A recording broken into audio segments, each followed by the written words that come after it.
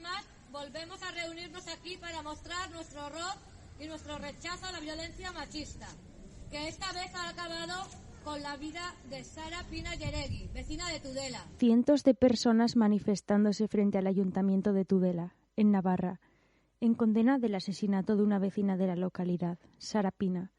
Esta profesora y amante del teatro, de 38 años, se convirtió, en enero de 2022, en la primera víctima de violencia machista del año.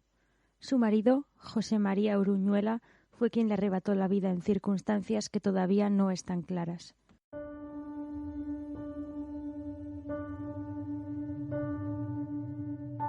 No somos un podcast más sobre crímenes, somos víctimas.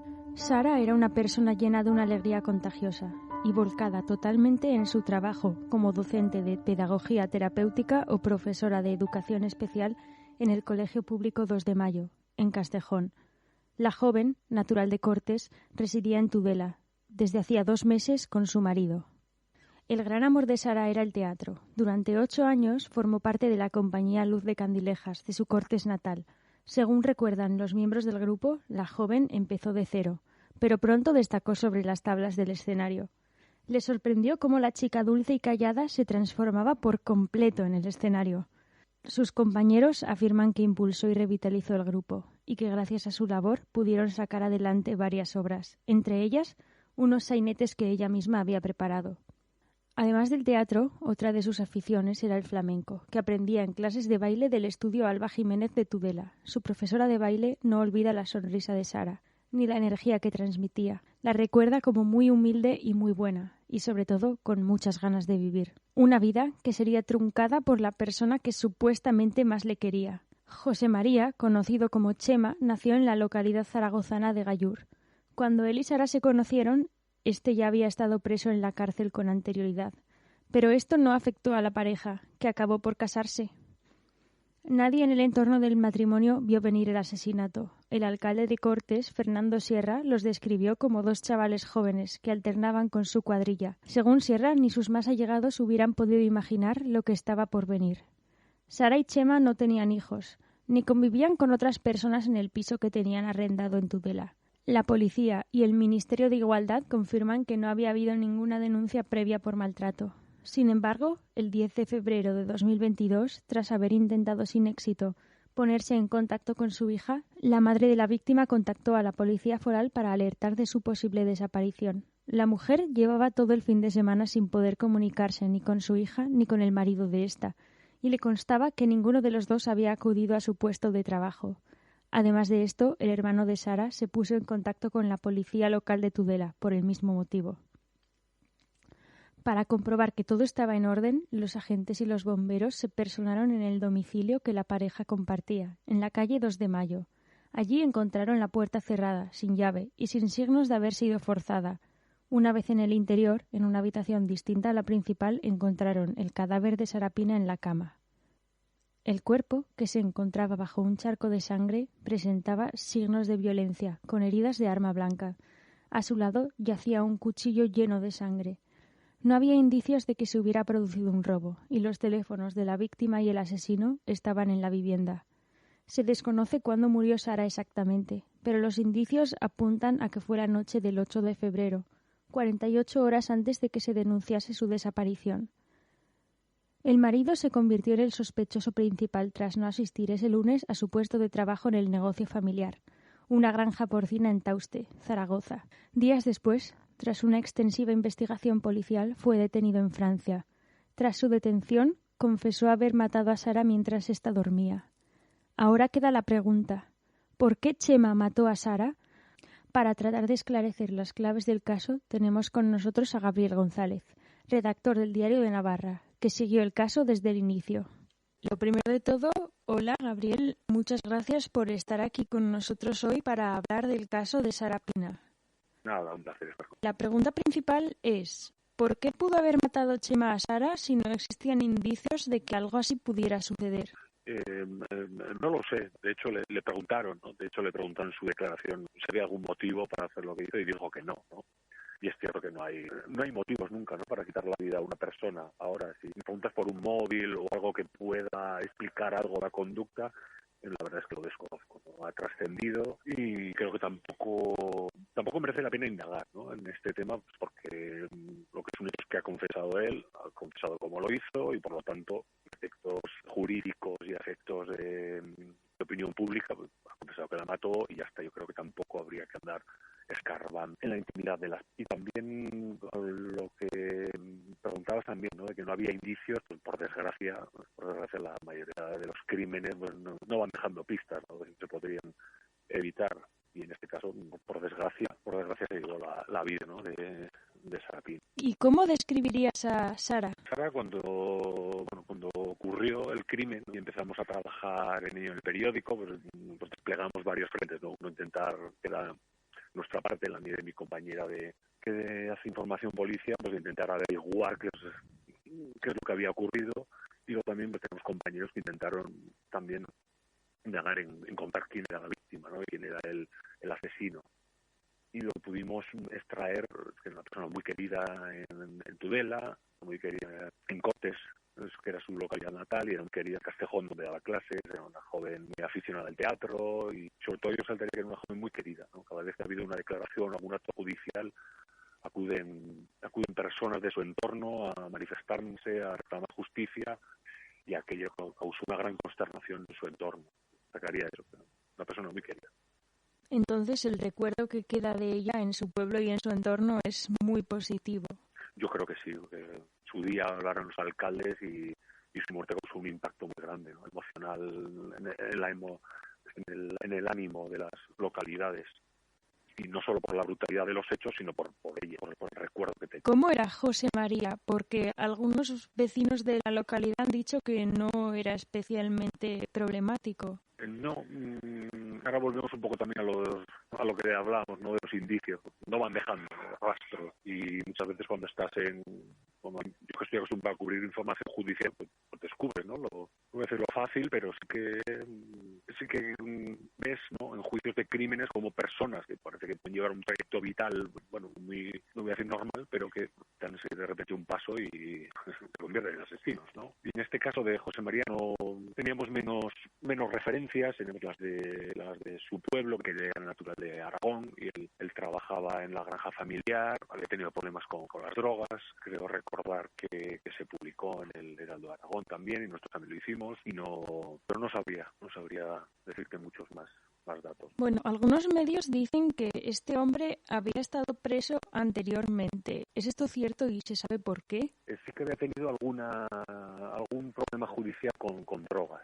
por algo de tráfico, de trapicheo, pero no los detalles exactos de aquello no los conozco. Es un proceso judicial que se llevó en Aragón. Se dice asesino. Sí, porque en este caso, claro, siempre cuando se va, ¿no?, en un juicio, ¿no?, trata de declarar primero si es una persona inocente o culpable. En este caso no hay dudas porque lo ha confesado, y luego si es un homicidio o un asesinato, ¿no? Un asesinato es cuando la persona, por ejemplo, la víctima no tiene ninguna posibilidad de defensa, y él declaró que la apuñaló mientras dormía. Obviamente estaba reconociendo un asesinato.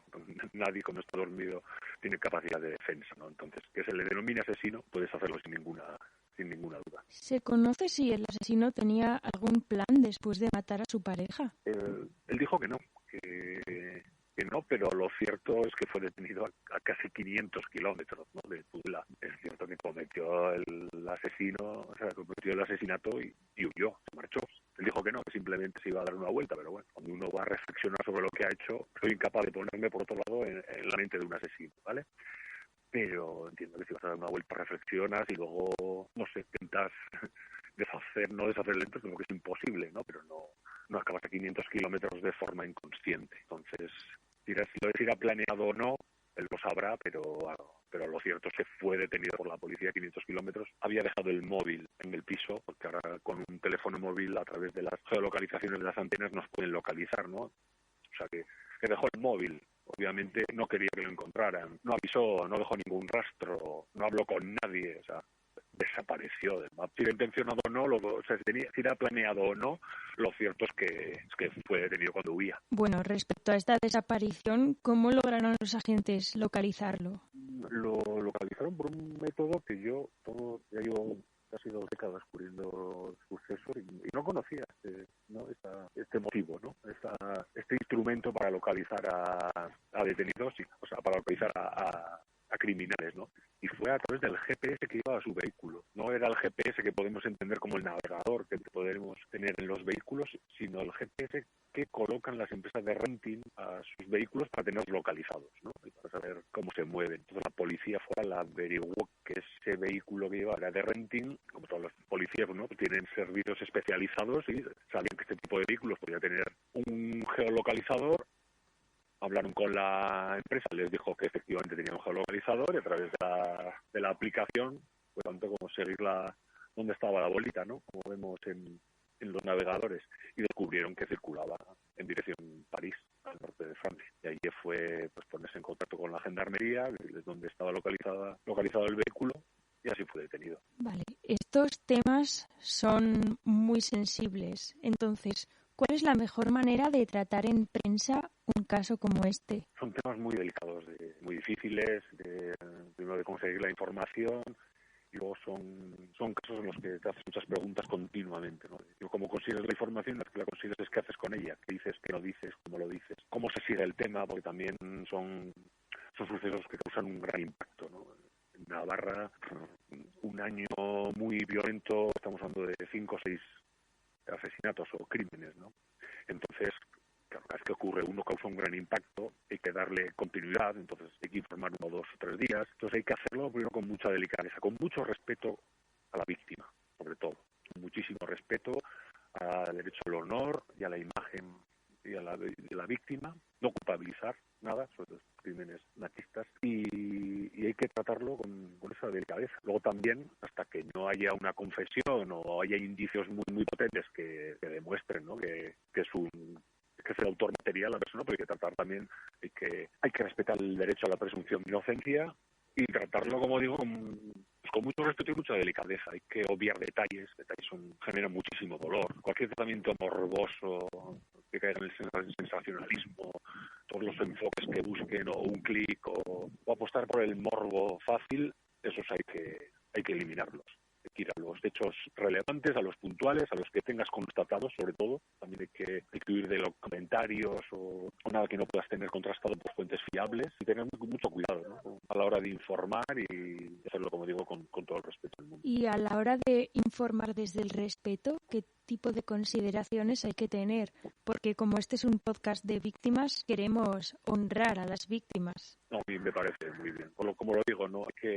Hay que respetar la dignidad, la memoria de las víctimas. Hay que evitar culpabilizarlas y hay que evitar dar información sobre ellas gratuita, una información que no aporte nada. Y hay que honrarlas, y respetar su imagen, respetar su honor y respetar sobre todo mucho a la familia, ¿no? A la familia de las víctimas, que son al final las que van a estar expuestas como digo, primero a la víctima y después al entorno de la víctima, que es la que va a estar expuesta a ese tratamiento mediático. Hay que hacerlo con muchísimo respeto. Ya sé que muchas veces será difícil, ¿no? Pero hay que intentar siempre no que nuestras informaciones no agranden o agraven el dolor que ya de por sí tiene que ser insoportable que están sufriendo en su entorno. Entonces, tratar a la víctima con mucha dignidad, mucho respeto, mucha delicadeza, y es así, ¿no?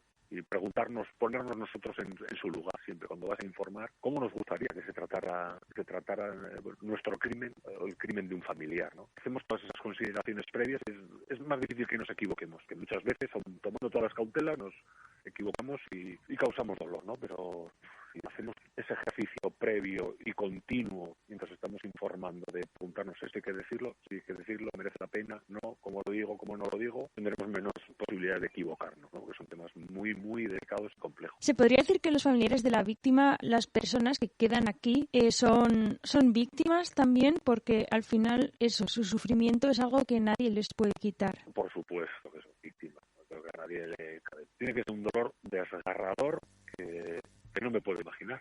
Entonces, por si la muerte de un ser querido es dolorosa, pues que sea en unas condiciones traumáticas y más cuando el asesino es alguien del entorno familiar encima, ¿no? Yo creo que tiene que agravar más el dolor. Tiene que ser algo tremendo y por lo tanto claro que son víctimas. Siguen vivas, pero con un dolor de por vida que tiene que ser desgarrador, y por eso hay que tenerlos muy, muy, muy en cuenta y muy en primer plano a la hora de elaborar nuestras informaciones. Y en particular, particular, los casos de violencia de género, ¿cómo se tratan? Sí, eso lo quería comentar, ¿no? Aparte de lo que hemos comentado, es muy importante, ¿no? Y así lo resaltan todos los colectivos implicados en prevenir esta lacra, y es que hablemos de cada suceso que ocurre dentro de una problemática general, no como un hecho aislado, ¿no? Es muy importante que difundamos los medios de comunicación, el teléfono de atención a las mujeres maltratadas, donde pueden pedir ayuda, porque además no está registrado, no registra en la factura. Es importante que hagamos hincapié en las responsabilidades penales que tiene este tipo de hechos, y luego una serie de recomendaciones, ¿no? Como evitar culpas, como hemos hablado, evitar los detalles, y otra serie de consideraciones que aparecen recogidas en las numerosas guías que se han elaborado para cubrir este tipo de sucesos, y que sería muy importante, ¿no?, que cualquier periodista que vaya a enfrentarse a una cobertura así, pues que las tenga en cuenta. Vale, Gabriel, pues muchísimas gracias por responder a todas las preguntas, y ha sido muy interesante también discutir cuál es la mejor manera de tratar este tipo de casos. Un placer, aunque sea una pena, ¿no?, tener que hablar de un crimen en el que ha muerto una persona, ¿no? Pero muchas gracias por la invitación a debatir sobre estos temas, y es así, yo creo que informado con respeto, con rigor, ¿no?, y con responsabilidad podemos cumplir nuestra función. Muchas gracias de nuevo y adiós. Adiós, un saludo. Acabas de escuchar El periodista y su caso, una sección de Cristina Garballo.